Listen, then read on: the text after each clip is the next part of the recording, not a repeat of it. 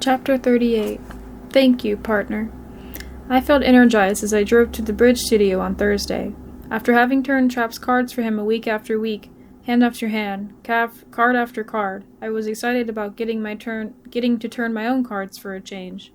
I was also nervous. I tried to calm myself down as I walked up the concrete stairs of Building 2. I took a deep breath, then opened the door to the bridge studio. From across the room, Tony smiled and waved at me. I don't think there's anything better than seeing a pretty girl smile and wave at you, the way her face lights up when she catches your eye. I casually waved back, then made my way to table 10, where she was sitting. Hello, partner, she brightly greeted me. I chose east-west so we wouldn't have to keep score. I hope that's okay. That's fine, I said, sitting across from her, in the east seat. I told her I'd learned all the rules she sent me. Leslie helped me study. They're not rules, said Tony. They're guidelines. It's not about memorizing rules. You have to think. What is my partner trying to tell me? What information does my partner need from me? We have to let each other know what we've got so we can figure out what the trump suit should be and whether we should bid game or even slam. I'm not bidding slam, I said. You might, she said, if it's right. I'm not bidding slam, I repeated. She smiled and said, Too bad Trap doesn't know Leslie. He'd love her. The director announced we would play 9 rounds. 3 boards per round. Shuffle and play. We started with boards 28, 29, and 30.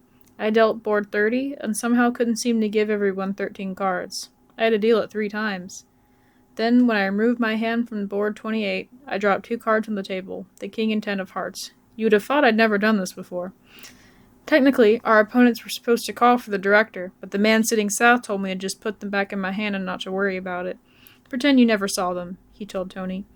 I'm not used to sitting east, I said. I usually sit south, as if that made a difference. The woman sitting in the north seat told me that the first time she played duplicate bridge, she was so nervous her entire hand just exploded onto the table. The day's still young, I said, and everyone laughed. This was my first hand. I counted my points using the method Tony had taught me. I had 20 points just counting my high cards, then 3 more points from my singleton diamond and doubleton club. 23 points! My hand was shaking. I tried to keep a blank expression. Tony's rules had a bid for a hand like this. I was supposed to open 2 clubs. A 2-club opener doesn't really say anything about the club suit. It just says, Partner, I've got a really huge hand. I steadied myself and was just about to make that bid, but caught myself in time. Wes was the designated dealer for board 28. Tony was the first to bid. She reached into her bidding box and set the 1 spade bid on the table. She had an opening hand, too. Her bid promised at least 5 spades. That meant we had 9 spades between us, maybe more. North passed, no surprise there, and it was up to me. I could still bid 2 spades, but I didn't think that was right. None of Tony's bidding rules said what to do if your partner opens the bidding and you have a 23-point hand. I took a deep breath, reached into my bidding box, and set the 7-spade card on the table. Wow, you don't fool around, do you? North said with a laugh. I shrugged. Since Tony was the first to bid spades, she would be declarer and I'd get to be dummy. That was a relief. North made her opening lead, then I set my hand on my table for all to see. Tony surveyed my hand.